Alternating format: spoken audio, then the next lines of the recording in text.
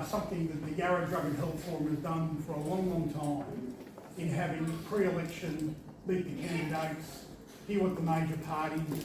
So just to underline, before I do my acknowledgement of the country, I want to underline we invited pretty well all the major parties. So people were invited to come here today no matter who they were, and some accepted and some didn't. So we're really grateful for the people who have accepted, right? So firstly, I'd like to acknowledge wearing my original Long Walk t-shirt. I walked around Princes Park twice because someone rang me and told me I had to, but I was glad I did. My name is Peter Wern, and I want to acknowledge that we are meeting on Wurundjeri land, people of the Kulin Nation. I want to pay all my respects and our respects to the cultural traditions and heritage of that community, and we are all beneficiaries from that cultural heritage and those traditions. And it's really important we acknowledge that because we're in really interesting times at the moment, right? We forget these things. I also want to acknowledge that this is colonised stolen land, and there is no reparations, there is no making peace with the original owners of this land or custodians of this land. And our desire is that there be a meaningful reconciliation and acknowledgement, both legally, psychologically, spiritually and socially, about the prior ownership and occupation of this land for over 60,000 years by Aboriginal people. So that's why I don't do the normal, read from the script, because this means a lot to me, as it should to a lot of people here. This is an important thing. We bear the scar of having no reconciliation in this community, and we will continue to until we do. So, welcome today.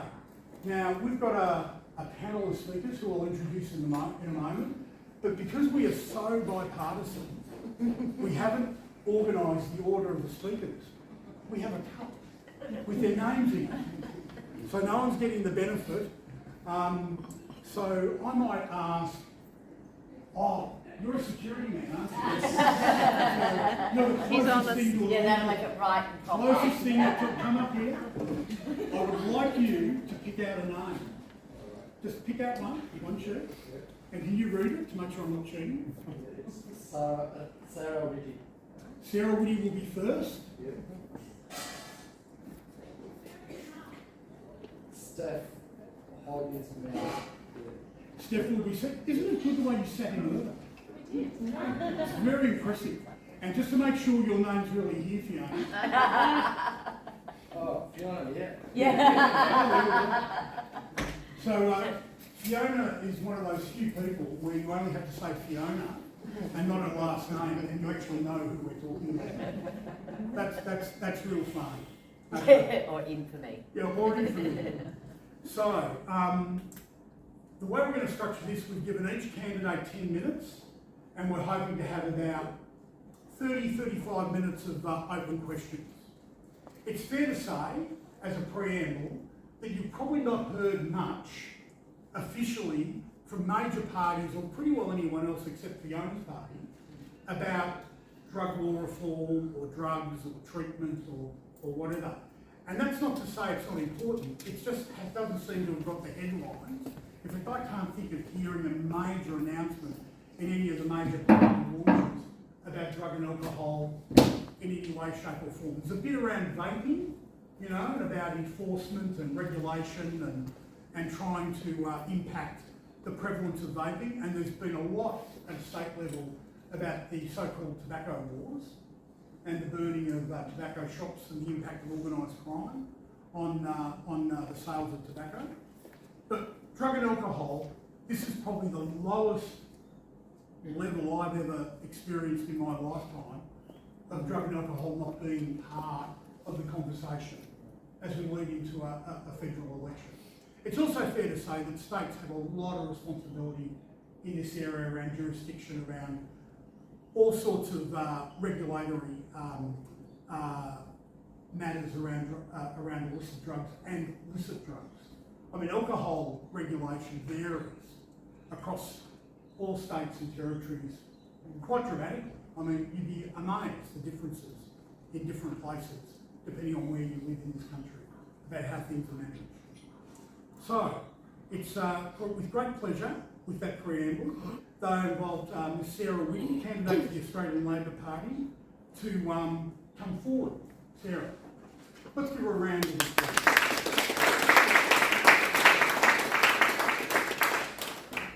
Thank you. And I just like to do a welcome to country, which I learned from Richmond West Primary School just next door here. And I'd like you all to join in with me and do it. So, actually, I don't have my notes with me, so I hope I remember it right. This is the land. This is the sky. Here are my friends, and here am I. This is the land of the Wurundjeri people, of which we play and learn. Hands up, hands down, we're on Wurundjeri land. And I'm really glad that all the schools in the area use that welcome to country, which I love because kids are the most important thing to me, and that's why I'm standing here today.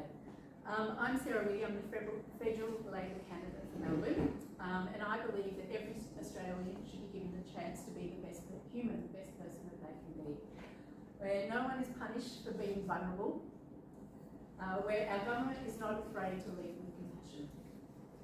I'm a foster carer, and if you don't mind indulging me for a minute, I'm going to share a story with you about a child in my care, and by the way, changing the names to protect the innocent, I always use the name Matt. Most of the children that have come in my care have come into my care because of drug-related reasons. And Matt was in my care. He was a 10-year-old boy, left me when he was 12.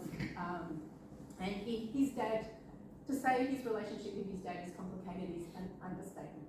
His dad was in prison because of drug-related issues and because of what he did to his mother. So Matt, very complicated relationship. Matt wanted to leave my care and go to live with family members. The only way he could do that was to go visit his dad, and then his dad would agree to sign a document that would allow that to happen. So Matt was really scared to go and do that. We gave him some encouragement, and off he went to prison to visit his dad with his caseworker, well supported. And I at home was very worried, getting my house ready for the storm that was going to come back into my house. I thought he would come back extremely distressed and upset, but he didn't.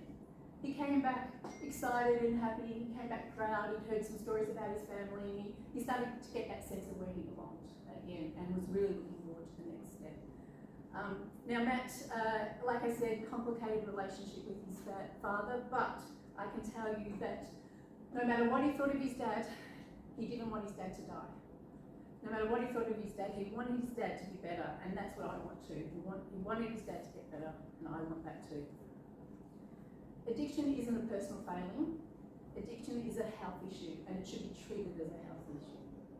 That's why I'm proud to be part of the Labor Party that understands the importance of harm minimisation, grounded in evidence, public health, and human dignity. I believe in a smart, balanced strategy, one that reduces harm, saves lives, and focuses on punishment. Treatment, not punishment. Don't just cut that bit. That's my eyes not working from I can't see here and I can only see that. Let me repeat that. Focuses on treatment, not punishment. Thank you. That's why we at Labor support increasing investment in alcohol and other drug-related services, pill testing and drug checking services. We've all been young and done silly things. Thank God the internet wasn't around when I was young. Not to say I did anything silly, but we all made choices as we were growing up, and what if one of those choices ended up in death? Let's look after our children as they learn to be who they are going to be for the rest of their lives. Medical supervised injecting facilities. And through my experience, I know wraparound services that address the reasons why people use drugs in the first place work. Reasons like trauma, intergenerational trauma, homelessness, poverty, mental illness, and the big one, family violence. Harm minimisation isn't about condoning drug use. That is not what I'm talking about here. It's about being honest. It's about being brave enough to say that keeping people alive is more important than policies, than political point of views. It's about recognising behind every addiction is a person system, a family, and a child like Matt. I've seen what difference wraparound supports have on the community and the way it can help. I want a government that leaves no person behind and that children in my care are safe.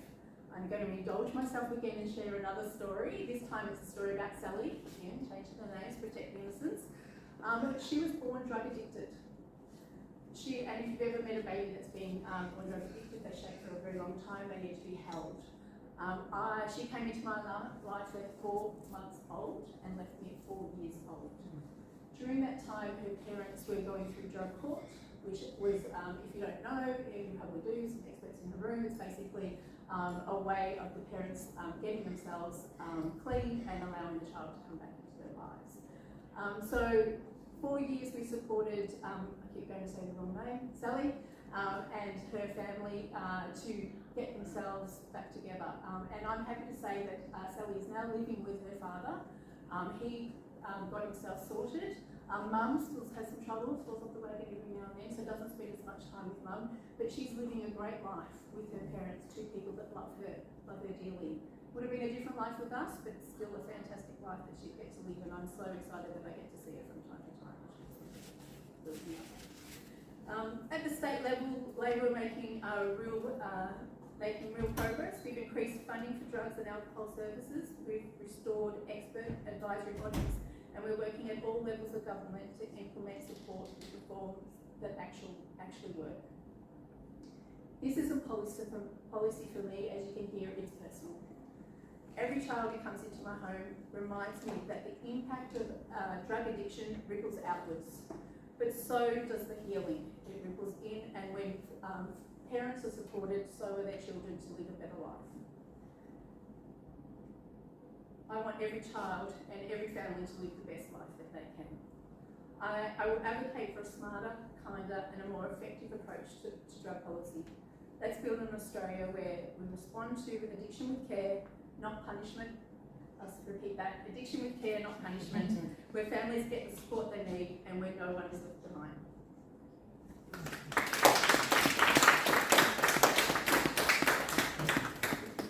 Thank you very much, Sarah. Next to speak is Senator Steph Hodgins-May, and she is the Greens Party representative here today. Welcome, Sarah. Steph. Oh, Steph. Good afternoon, everyone. It's a real pleasure to be here, and thank you so much to the forum for bringing us all together. I actually would like to acknowledge the origin and always was, always will be Aboriginal land, and pay my deep respects to elders past and present. Any First Nations people who might join us today, thank you for the warm acknowledgement. So Steph Hodgins-May, Greens Senator for just under a year now, but I have been involved with the Greens for quite a long time and was very heavily involved with Richard Di Natale when he was really pushing forward our national drug law reform agenda, and was proud to be involved in organising the first national parliamentary drug summit in 2016, which brought some incredible stakeholders together from academia, from political parties and leaders from New Zealand, Aotearoa, people, drug users with lived experience, and we had a really robust discussion and some really strong recommendations came out of that. And in the lead up to that summit, we founded Australia's first cross-parliamentary group on drug law reform, and some of my most proud work in the policy sphere has been building cross-party relationships with members of the Liberal Party, the Labor Party, Charmaine Stone, who was a fairly well-known Nationals MP, Melissa Park, Alana Tiernan,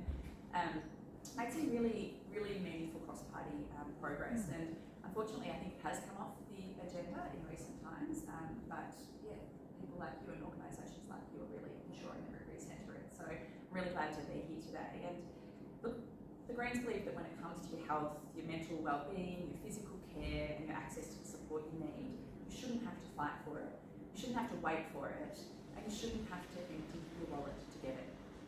Right now, we know millions of people are delaying getting health care because they simply cannot afford it. Over 60% of Australians are putting off seeing a dentist. And I've done a lot of outreach in the public housing towers recently, and they're aghast at the idea of Labor bulldozing their developments. But the other thing that comes up so regularly is dental hygiene and access to dental treatment, and how how that's preventing them from getting that job from that job interview that they want, that it's really leading to much more chronic health conditions. So that's a really important one for us in the Greens. Similarly, the cost of GPs is now skyrocketed to over $40 out of pocket per visit.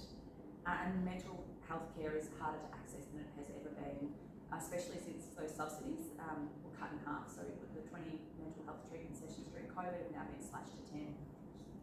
We believe that it's really a political choice, and it's a choice that governments are allowing 1 in 3 corporations not to pay any tax, less tax than childcare educators, than the teachers at North Richmond School. And they're allowing that to happen while people are going without the basics and without basic healthcare. We think it's time to choose differently, and that this election presents a really strong opportunity for us to do that. Many experts, 98% of the pollsters and experts are predicting a minority government after the election. And the last time that this happens, the Greens managed to get free dental care for kids into Medicare, and we really want to finish the job and get free dental care for every Australian. We also want to go further by keeping Dutton out and protecting people from the cuts that would come under his government, and working really constructively within the Parliament with a Labor government to get dental and mental health into Medicare, to reduce or remove those out-of-pocket costs and ensure that no one goes without.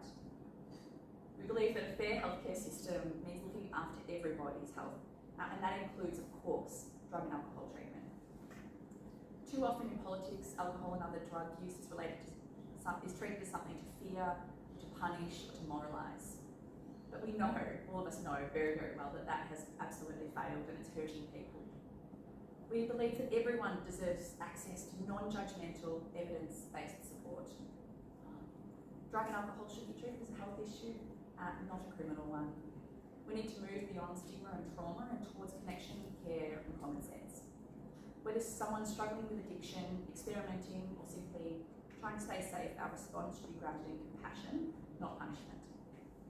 Right now, too many people in Australia are being let down by a system that treats drugs as a crime, not a health issue. And I know I'm preaching to the converted, you all know that, but we know what works, and it's punishment. It's not punishment. It's care, it's connection, and it's an evidence-based approach. It's turning out to be a bit of a different forum than we thought. 40% of Australians aged 14 and over drink at least once a week, and 47% of Australians aged over 14 used an illicit substance at some point in their lifetime. This is too big and too important of an issue to be used for politicking.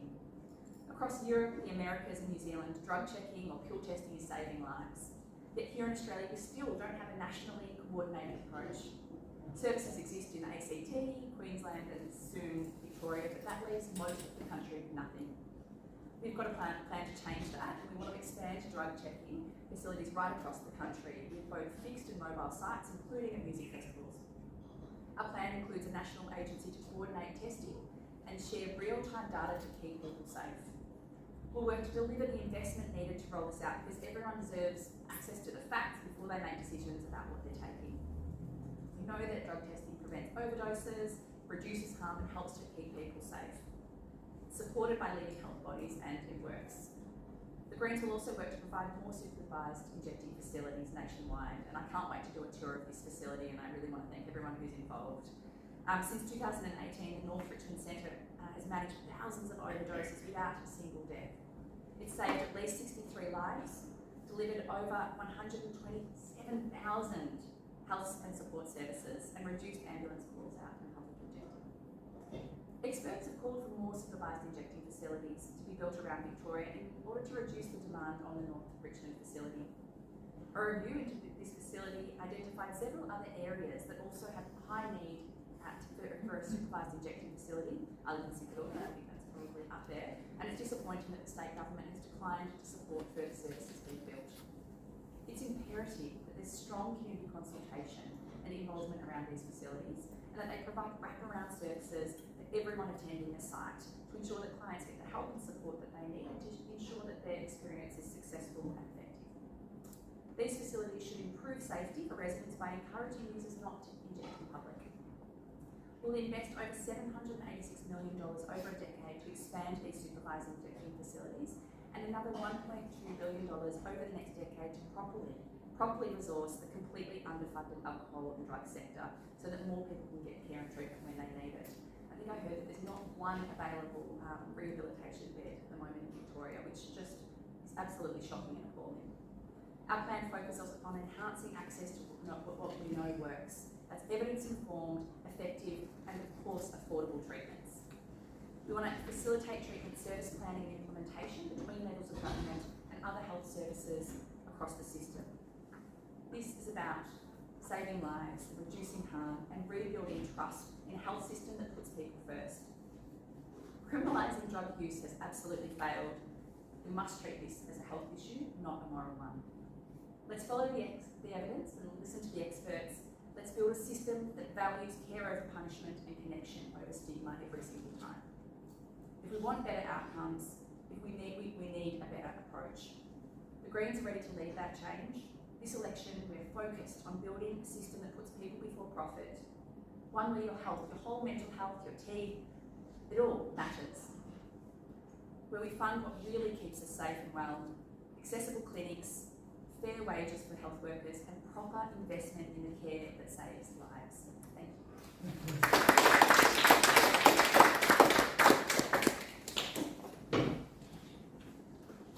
Fiona, Thanks. welcome. So Fiona Patten is a long-term contributor to the work of the forum, and we're really pleased that you're here today. And I think you're on the board actually of North Richmond Community Health, is that right? So this is, you have home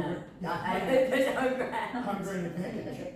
So Fiona is representing the I've got to get this right, the Legalise Cannabis Party of Australia. So welcome, Fiona. Thank you, Peter. It's great to see everyone. Thanks very much for having me. And yes, I will acknowledge that I am a board member here, but I won't be speaking as a board member. I share those good ideas in the boardroom as well, though. Sometimes. Anyway, if I could acknowledge also that we are on the land of the Wurundjeri people of the Kulin Nation. And I think whenever we're talking about drug policy, we have to recognise the extraordinary impact our prohibitionist laws have had on our Indigenous neighbours, brothers and sisters. So I would like to acknowledge that, but also acknowledge any First Nations people here today and recognise that sovereignty was never ceded. So, apart from being a board member at the North Richmond Community Health, I was a member of Parliament for 8 years in Victoria, where I held balance of power, and it's it's been interesting when we've been talking about it could be a minority government. Effectively, governments have never been able to pass legislation without the support of the Senate, and I think we've seen this in Victoria, where over certainly in my time there and now as well, and I'll speak a little bit about that in a minute, but now where that crossbench has always been able to put pressure on governments. It was that pressure that saw the supervised injecting room become more than just a dream that many of us had had for nearly 20 years, but certainly for a long time, to become a reality, and then not only a reality as in a trial, but then to become permanent. It was the support of small parties and independents like myself that made that happen. As is the case for drug checking in this time, had it not been for crossbench members agitating, I know I did a joint bill with Samantha Ratnam from the Greens in the last term of Parliament for a drug checking trial, and there was a similar body of work, a similar bill was reintroduced in this term of Parliament, which helped nudge the government towards the drug checking services that we now have in Victoria, which is wonderful. I'm also on the board of VACRO, and I think this is so important to recognise, and it's why Legalise Cannabis is here. It's the criminalisation of people who use drugs. and the impact that that has, and we heard from Sarah today talk about the impact that that has on children. You know, and VACRO, which is an organisation that helps people while they're in prison and when they come out of prison, recognising the extraordinary, as Sarah said, the ripple effect that punishment and prohibition has not just on the person who uses drugs, but also on the people connected with them. We know the stigma that causes, the fact that people just can't talk about their drug use, even if they could get into someone to talk about it, but generally not even being able to do that.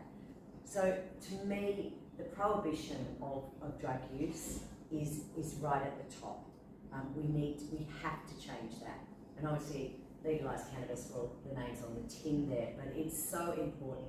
And when you look at the incarceration rates in not just Victoria, but nationally, and the pathway to incarceration, so often it is drug prohibition that provide the step up to jail, the step up into the criminal justice system, instead of into a health service, instead of into education, instead of into so many other pathways we could have provided. So to me, the decriminalisation of drug use is absolutely crucial to be able to provide effective support. You know, we see it. You know, we see it even at the supervised injecting room, where we are doing the most amazing work, and I'm sure it's true, we are the busiest in the world, not just Australia, the world. And I actually think there is some evidence to say that that's the case. But nonetheless, we still can't let people use the centre if they're on bail or if they've got parole requirements. How crazy is that? Because we know when people come out of prison, their likelihood of dying is about three times more likely to die when you come out of prison than at any other time in your life. And yet, we exclude people who've been caught up in our criminal justice system because of their drug use from accessing the very health services that will save their lives. And that's just one example of that. There are numerous examples of where the criminal justice system has excluded people from health services that would have improved their lives or even enabled them to continue their lives. I introduced a policy around spent convictions, which was around people not having to carry a criminal record with them for their whole lives and be discriminated against it and knocked back for jobs, knocked back for travel, knocked back for a whole range of things, knocked back for foster care because of a criminal history. And we know that drug use often sits in that, and that stays with people. It prevents them from moving on to become teachers or from becoming police officers or lawyers. So I think, again, decriminalisation and expunging criminal convictions for people who use drugs is incredibly crucial for all of us in the services that we provide, but also in the lives of the people that we help here. So, having gone from being a long-term advocate at a state level, but also federal level, if you'd asked me last year if I would be standing before you today, I just would have laughed. I mean, this was ridiculous. I had a fantastic 8 years, was enjoying life, was actually, to be honest, I was in Spain, really enjoying life, possibly having a look at how their cannabis social clubs operated. Possibly for research purposes or not, but while I was actually relaxing, and I had recently closed the Reason Party last year, which was bittersweet, but it was 15 really good years of effective work.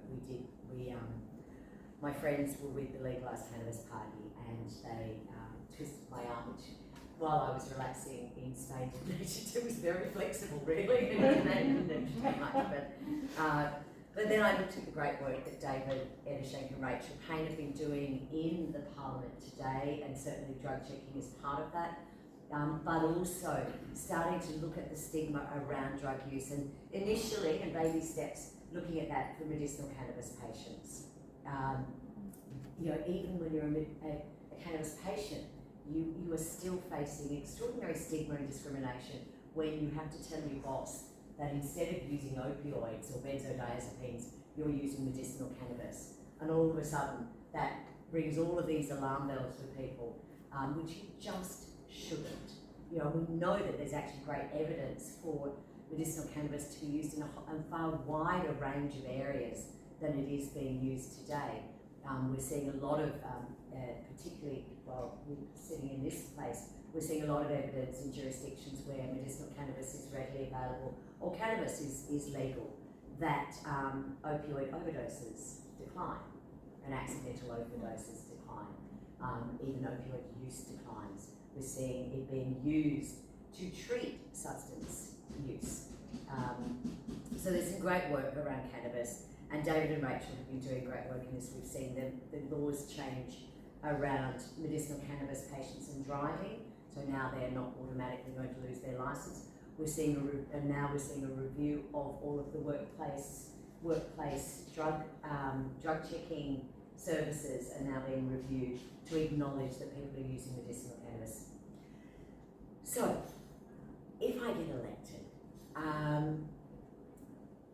one of the barriers that I have found in all the work that I've done, whether it was the use of cannabis inquiry, the drug law reform inquiry, the criminal justice inquiry, was federal barriers. So we can legalise cannabis tomorrow in Victoria, and our Prime Minister would say that the drug law reform and drug laws are a state issue, except that there is a federal crimes code, a federal criminal code, that makes it an offence to possess, cultivate, or use a whole range of illicit drugs.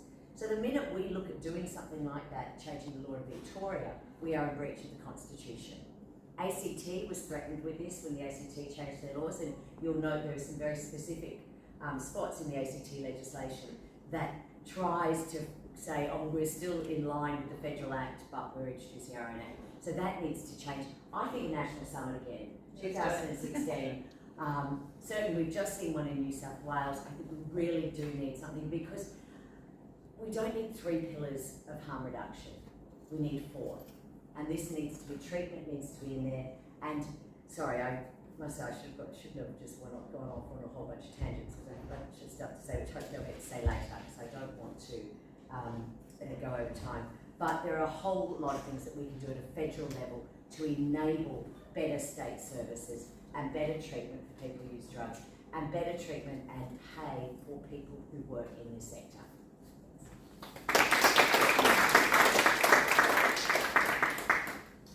I was remiss before. We have Helen Huang from the Fusion Party. Would you like to stand, Helen? Hi everyone, I'm Huang from the Fusion Party. Thank you. Yeah. So Helen is also standing in the election in a couple of weeks, and I just wanted to make sure that we introduced Helen. Helen would be happy to talk to you about the Fusion Party afterwards. Okay? Thank you. So I've got a question for all of you to start off our questions. A lot of the things that we've talked about today have really sort of, and this is our federal system, it's a very blurry system, as I think Fiona, you pointed out. You can pass laws in a state jurisdiction and only to find that the feds have got an opinion and also have authority sort of overlapping in that area.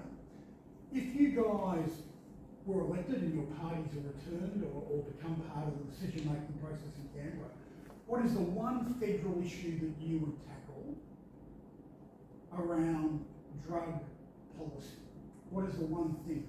So I reckon, Sarah, we'll start with you. Can you think of something that would impact most